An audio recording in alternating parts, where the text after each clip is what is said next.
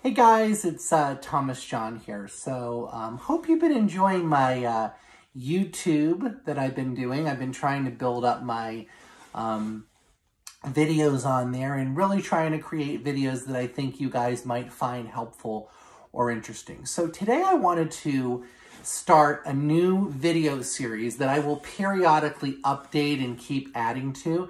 And it's going to be called my Psychic Storytime. And so what I will do is, in Psychic Storytime, I am going to be sharing a psychic reading that I had, or a medium reading that I had with somebody, somebody that I read for. And I will share a fun or fascinating part of that reading that I think may be interesting for everybody else to learn from. I did want to let you guys know that if this is the type of thing you're interested in, you may want to check out my book, Never Argue with a Dead Person, which has many stories in it that are all true stories of my readings that I've done with people. So, but I thought it would be fun.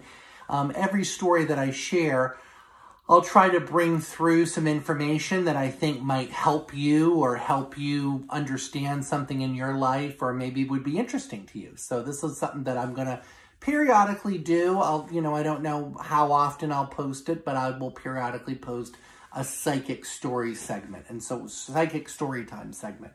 And so when you see that, you'll know it's going to be about a reading that I did. This is actually a good time to also talk about this real quick, as people ask me a lot, do you remember readings? Do you remember that you read me? I mean, you gave me this reading. Do you remember this?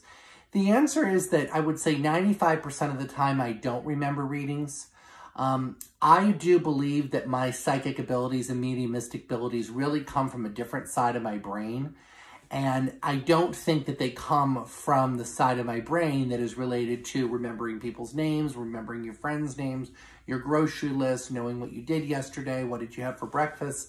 I feel that it comes from the aspect of my brain that is probably more connected to my spiritual consciousness. And so I really am in an altered state when I do readings. So surprisingly, I don't remember a lot of readings, very rarely. I may sometimes remember that I read somebody. I may sometimes remember that they had a certain relationship to somebody in spirit. For example, I've done readings for a couple that lives on the West Coast in California, and they've had many readings with me, and they always want to connect with their son. And so, of course, I do remember that they have a son in spirit, and, I even remember his first name. But beyond really that, not really, I don't really retain the information that way. Part of the great thing about spirit communication, too, is that they're constantly wanting to connect with us. So they're never going to come through and give the same information anyway. So even if I did remember stuff, or you had told me stuff, I probably wouldn't remember that as much. Of course, as I'm doing it, let's say I do a reading for a client 10 times. Let's say I give somebody 10 readings in their lifetime.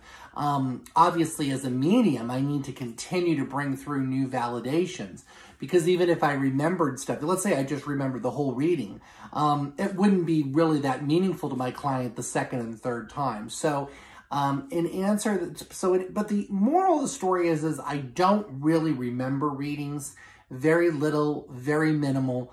And that's just not the way mediumship works. And you'll find most mediums probably don't remember your readings. When I was creating Never Argue with a Dead Person, I actually had to do a tremendous amount of reaching out to people who had had readings with me, because I had jotted down a note that, maybe I would want to, come back to this person for my book, but I couldn't remember the readings. So a lot of people, what I did is I kind of put out a shout out and said, hey, if anybody's had an interesting reading with me and you can remember it and you've got it recorded, would you be willing to meet with me? And I sort of basically, that's how I wrote this book, because, I don't really remember reading. So that's just kind of a good opportunity. This is a reading that I'm going to tell you today for Psychic Storytime is actually a reading that took place that the woman reached out to me after. So she was able to validate so many things, and I thought it was so fascinating that I decided to write it down, and that's why I'm using it for Psychic Storytime. But honestly, if she had never reached out to me, I wouldn't have ever remembered really a lot of the particulars. So So this is a reading that I did about 3 or 4 months ago, and it was a woman who was wanting to connect to her mother. I'm sorry, actually, no, it was longer than 3 or 4 months ago because it's actually time is so shifting in this quarantine. Actually, I think it was more like, I'm sorry, it was about 9 months ago. So I did a reading for this woman, and she wanted to connect with her departed mother. And the reason she wanted to connect with her departed mother is because she wanted some validations that her mother was going to be a part of her upcoming wedding. And she's the oldest child of 3 daughters. And she wanted to, and I spoke to her on the phone yesterday knowing I was going to do this. So I took some notes here. So I'm going to be kind of reading my notes because some of the stuff, like I said, I don't remember. So anyways, she basically wanted to have a reading to just speak to her mother. And an important thing is she was getting married. And her mother, who suffered from cancer, did not make her wedding. And so she wouldn't be making her wedding. And so she wanted to see me as a medium before she had her wedding. And so this was, again, about 9 months ago. And so it's like sort of towards the fall of last year. And she wanted to have a reading with a medium because she was going to be getting married about a month after we had our reading. So she came for a reading. She actually had an in-person reading with me, which a lot of people ask, do I do in-person readings? I do. Right now, I'm not really doing in-person readings, obviously, with what's going on, but I normally do. I do work by Zoom, which is equally effective and great too, so you can set up a reading through Zoom. But this lady came for an in-person.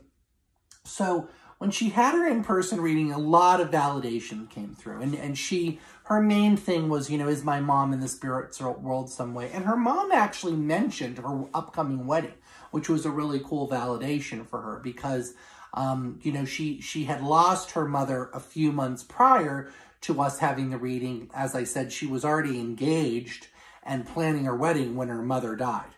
So it was like engaged, planning her wedding. Right around there, her mother got sick with cancer. Her mother passed very quickly. Her mother passed. A couple more months passed. She set up her reading with me. And then a month after our reading, or about 6 weeks after, she was going to be getting married. So this was kind of a last-ditch effort to say, is mom going to be at my wedding? She was really emotionally going through it. So she set up this reading. Of course, I have, no idea, what she's even setting up a reading for. She just comes for a reading and all this stuff starts to come through. And I have no control if her mother would have even come through.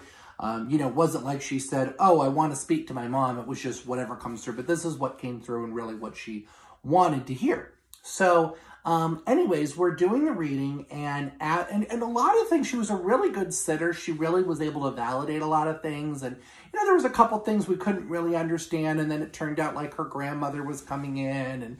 And so anyways, one of the things that I said, I keep seeing lemon trees and I keep getting lemon. I kept getting lemon trees. I was smelling the lemon in the reading actually.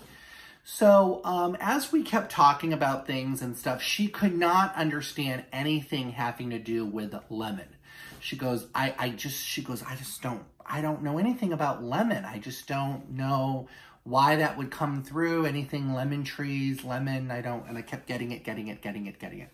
Anyway, she left my reading. We had a great reading, and there's always those things that don't come through that you don't understand what they mean. So anyways, she left, and a couple of weeks before her wedding, I got an email from her. And she said, you are not going to believe this. Well, you might believe this because of what you do. She goes, but before I was planning my wedding, and as you know, I came as part of that to see you for a reading.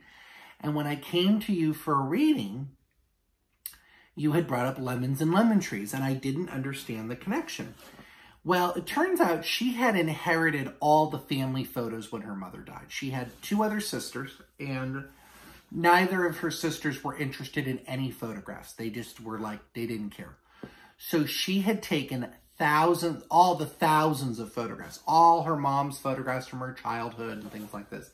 And she had decided that she was going to sort through them to get some photographs for the wedding. So she had decided boxes and boxes and boxes and boxes and envelopes and desk drawers full of photos. Well, it turns out as she was going through the photos, she came across a group of photos that were labeled honeymoon. And she had never seen these photos before. And when she opened it up, they were photos from her mother's wedding party and into her mother's honeymoon that she had taken. Well, in these photos, she found a whole set of photos from a honeymoon, her mother's honeymoon, where she had gone to some place. I forget exactly where they had gone, but there was some place and there were lemon trees. And there were lemons, and they were taking all these cute photos of them, you know, holding the lemons and biting the lemons and pretending it was her and my client's father and my client's deceased mother. And so there was about 20 or 30 lemon photos. And she had also just been saying to her mom, oh my God, Mom, there's so many photos. You were so particular about everything in life. What photos should I bring? What photos do I need to bring to the funeral? So as soon as she saw this, she had never seen these photos. She calls her dad and she says, Dad, you know, da-da-da-da-da. Now, she had told her father about the reading. She said, Dad, I think this was what Mom was trying to tell me in my reading with Thomas about lemons and lemon trees. And the father goes, you know, kind of a traditional type of man. And he's like, oh, I don't know. I didn't think about that, or I forgot about that or something.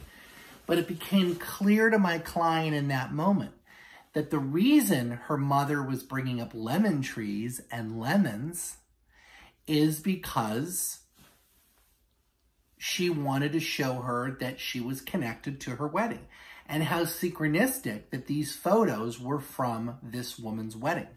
I mean, I just think that that is obviously why she was bringing it up. When this happens in a reading, I call this a double-blind validation. What it means is it's a validation that neither the medium knows or the sitter knows. And the sitter later validates. Okay, so that's what I call it. I call it a double-blind validation.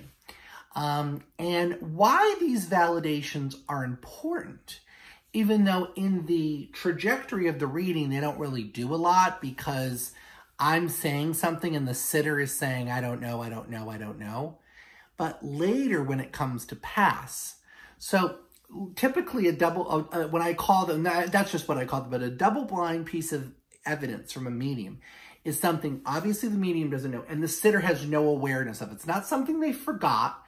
It's just something that, you know, I mean, it technically can be, but it's more often than not something that they didn't know, that they then have to go and validate, okay?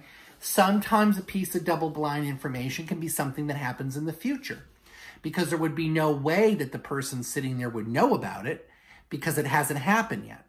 And so that's another way that they'll come through. So if a discarnate person, if a deceased person gives a message, a piece of information that is not known to the medium, not known to the sitter, then it really shows that the medium was not reading their mind or, picking up on just their thoughts or picking up on their wishes. They were really connecting with spirit because there's no way my client would have known about these lemon trees or these lemon photos. But this is something that the woman was trying to bring through.